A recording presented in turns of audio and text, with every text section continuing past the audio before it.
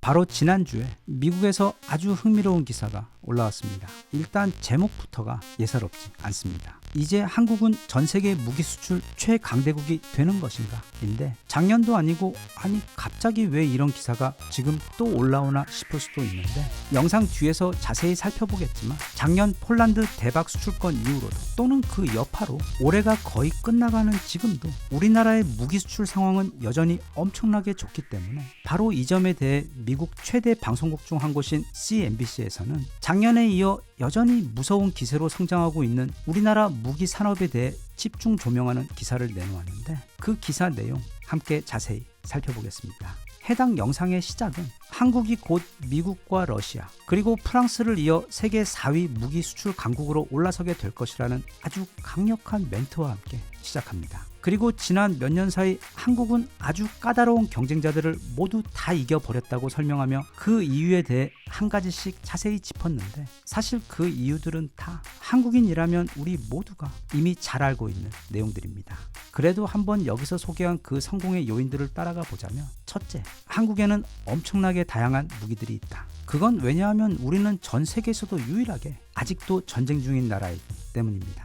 이걸 애들 싸움으로 보자면 싸우다 지쳐 지금은 잠시 서로 주먹만 날리지 않고 있을 뿐 무려 70년째 아직도 서로의 멱살을 단단히 붙잡고 있어 언제든지 갑자기 다시 주먹이 날아들며 싸움이 다시 시작될 수 있는 상황이기 때문에 두 쪽 다 주먹을 꽉 쥔 상태로 온몸에 힘이 잔뜩 들어가 있는 상태입니다. 둘째, 한국은 납기와 배송이 너무도 빠르다. 이거 역시 오늘 밤 주문한 물건이 내일 새벽에 집 앞에 배달되어 있는 우리나라 사람들 입장에서는 하등 놀라울 것도 새로울 것도 없는 그저 당연한 부분입니다. 기자는 이 부분을 설명하며 이게 최근 한국이 세계 여러 국가의 경쟁 업체들을 제치고 많은 수주를 하게 된 핵심 강점으로 꼽았는데 그 중에서도 요즘 한국 때문에 엄청 울고 싶은 독일을 콕 집어 비교하며 헝가리에서는 지난 2018년도에 독일로부터 44대 레오파드 전차를 주문했는데 2023년 현재 헝가리가 배송받은 것은 단 한 대뿐이라고 설명한 후 그런데 한국은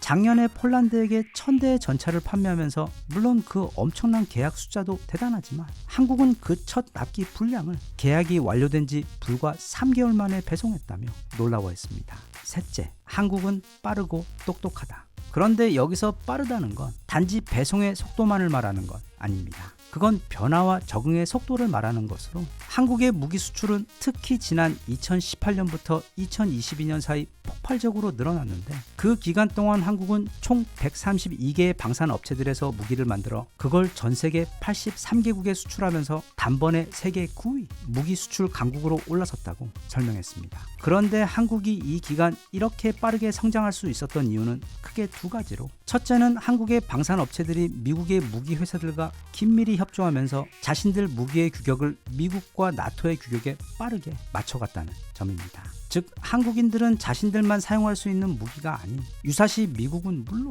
나토 동맹국 모두가 수입해 쓸 수 있도록 그 규격을 영리하게 그리고 신속히 맞춤으로써 최근 나토 동맹국들을 대상으로 폭발적인 수출 효과를 이뤄낼 수 있었다며 칭찬했습니다. 여기다 더해 한국 정부 역시 매우 영리하고 발빠르게 움직였는데 한국 정부는 이 무기 수출 르네상스가 시작되던 해인 지난 2018년 디펜스 리폼 2.0이라는 매우 똑똑한 계획을 세우고는 무엇보다 자국의 핵심 무기들을 국산화하는 작업 그리고 그걸 현대화하는 작업에 돌입했다고 소개하며 그 결과 오늘날 한국에서 만드는 무기들은 거의 다가 한국이 자체적으로 개발한 무기들이기 때문에 해외 의존도가 낮아 개발이나 수정의 속도도 엄청 빠르고 수익성이 극대화된 것은 물론이고 그 개발 과정에서 노하우가 쌓여 자체 개발 능력이 비약적으로 발전하게 되었다고 설명했습니다. 그 설명처럼 우리는 예전부터 사용해온 재래식 무기에다 한국이 가진 그 최첨단 기술력까지 모두 무기에 아낌없이 적용시켜 말 그대로 강점에 강점을 더한 세계 최강의 최첨단 재래식 무기들 그것도 전차와 최강 미사일부터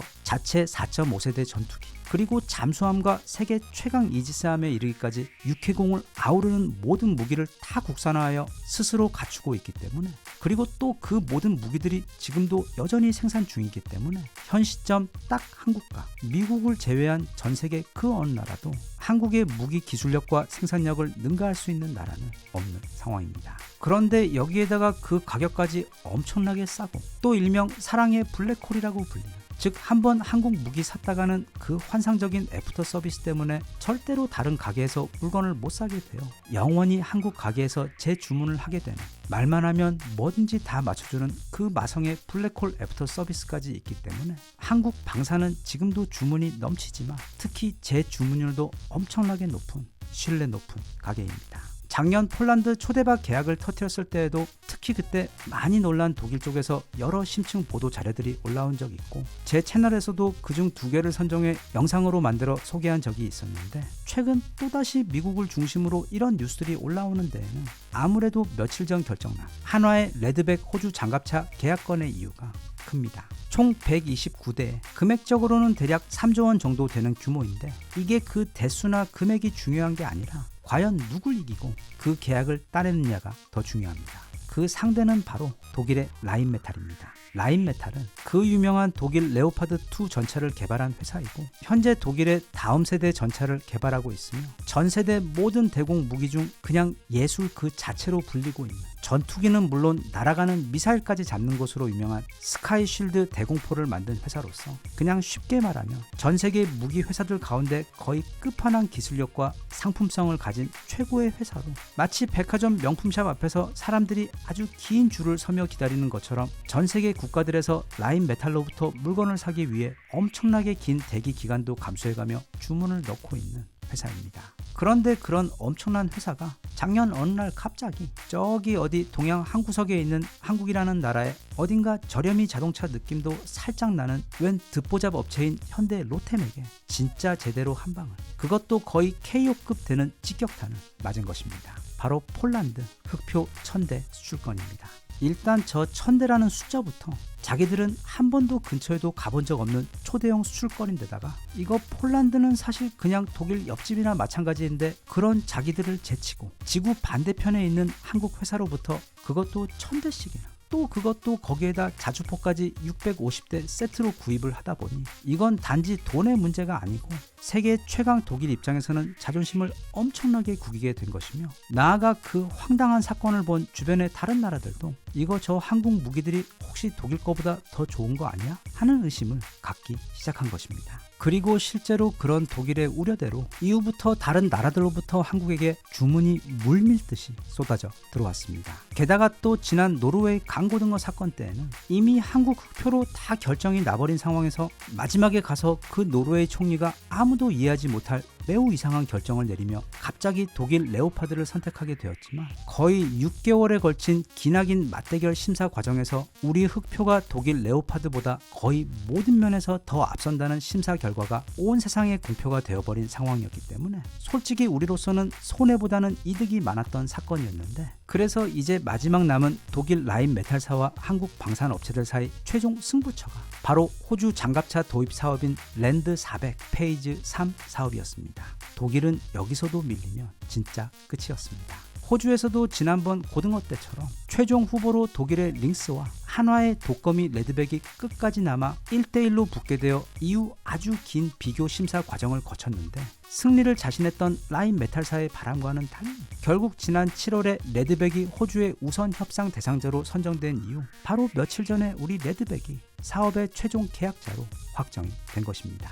라인메탈의 경우 이거 진짜 방심하고 있다가 전 세계인들이 모두 보고 있던 중요한 싸움에서 한국에게 2번이나 제대로 떡실신 KO 당하면서 졸지에 한국 무기보다 성능도 나쁜 주제에 가격도 비싸고 배송까지 느린 이류 무기 업체가 되어버린 것인데, 그 반대로 한국의 경우 이제는 그 어렵다는 호주 사업까지 따냈기 때문에 다른 국가들이 생각할 때 이거 폴란드도 그렇고 또 호주도 그렇고 그 깐깐한 나라들이 다들 미국이나 독일 제쳐두고 요즘 전부 다 저렇게 한국 무기만을 사는 데에는 분명히 어떤 확실한 이유가 있을 것이다 라고 생각하게 돼요. 아마 내년에도 지금처럼 전 세계에서 엄청나게 많은 주문들이 한국에게 쏟아져 들어오게 될 전망입니다. 그래서 CNBC 기사에서도 지금 한국의 상황은 더없이 좋다고 이야기하고 있고, 특히 세계 무기 시장에서 지금 한국이 차지하고 있는 그 입지와 여러 조건들이 너무도 좋기 때문에, 게다가 현재 우크라이나 전쟁과 이스라엘 전쟁 때문에 세계 곳곳에서 재래식 무기에 대한 수요 또한 그 어느 때보다도 높은 시기여서, 만약 이 흐름이 앞으로도 계속해서 이어진다면 한국은 앞으로 약 3년 후인 2027년이 되면 전 세계 4대 무기 수출 강국에 등극하게 될 것이라고 전망했습니다. 무기 산업처럼 순위의 변동이 거의 없는 보수적인 곳에서 바로 작년에 지난 5년 동안 엄청나게 치고 올라와 세계 9위까지 올라왔는데 이후 다시 또 4년 만에 이번에는 세계 4위까지 점프를 하게 되는 것입니다. 해당 기사 영상 아래에는 외국인들이 달아놓은 아주 많은 댓글이 달려 있었는데 몇몇은 읽는 내내 가슴이 뿌듯하고 얼굴도 모르는 그 외국인들에게 정말 고마운 마음까지 느끼게 해주는 것들이었습니다. 그 친구들이 달아준 댓글들의 핵심 내용들을 한데 묶어 소개를 하자면 대략 이렇습니다. 한국의 이러한 성공은 앞으로도 꽤 오랜 시간 계속해서 이어질 것으로 보인다. 왜냐하면 한국은 어느 날 갑자기 이런 막강한 능력을 갖추게 된 것이 아닌 사실 반도체와 배터리, 전기차, 그리고 디스플레이와 스마트폰 외 선박 제조 능력에서조차 세계 최고의 능력치를 고루 가지고 있는 국가로 이 모든 최첨단 기술과 제조업의 능력치가 한데 모여 오늘날 이런 최강의 무기 제조 산업을 이루게 된 것인데 전 세계 누구보다도 필요한 변화에 가장 빨리 적응하면서도 문화적으로 예와 교육을 중시하며 무엇보다 기술 발전에 있어 타고난 재능을 가지고 있는 민족이기 때문에 이들의 성공은 이제 시작일 뿐 그 바탕이 튼튼한 만큼 오래도록 이어질 수밖에 없다. 한국이라는 나라는 작은 국가가 보여주는 강력하고 거대한 힘을 상징하는 표본과도 같은 곳이다. 기존의 강자들, 즉 미래 한국의 경쟁자들에게 이미 세계 최고 자리에 올라서 버린 이런 한국에 맞서 싸우는 것은 매우 험난한 싸움이 될 것이다. 이건 분명 한국 측에서 누군가 알바를 고용해 쓴 것이 분명할 정도로 칭찬 일색이기는 하지만 자세히 읽어보면 틀린 말이 하나도 없습니다. 그리고 우리 모두 익히 다 너무 익숙해 최근 잊고 있었을 뿐 모두가 알고 있던 우리의 강점들이자 특징입니다. 때론 사람도 잠시 힘든 시기를 겪게 되면 부정적인 면에 집중하게 되며 의기소침하게 되어 자신이 가진 강점을 잊게 되는 경우들이 있습니다. 하지만 이 댓글들에서 볼 수 있듯 그리고 여기 소개한 CNBC 기사의 내용에서 볼 수 있듯이 우리 한국은 아직 전 세계인들이 경이로운 눈으로 바라볼 만큼 또 경쟁자들 입장에서는 이거 어떻게 공략할 방법이 보이지 않을 정도로 정말 두루 강합니다.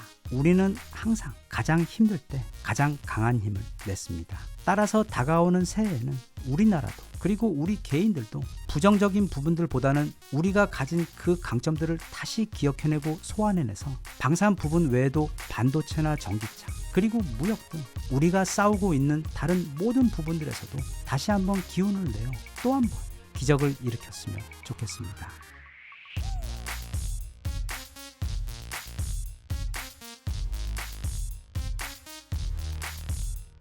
Even if you tried, you wouldn't understand it. Maybe something's missing inside of you. Just a bit of sugar.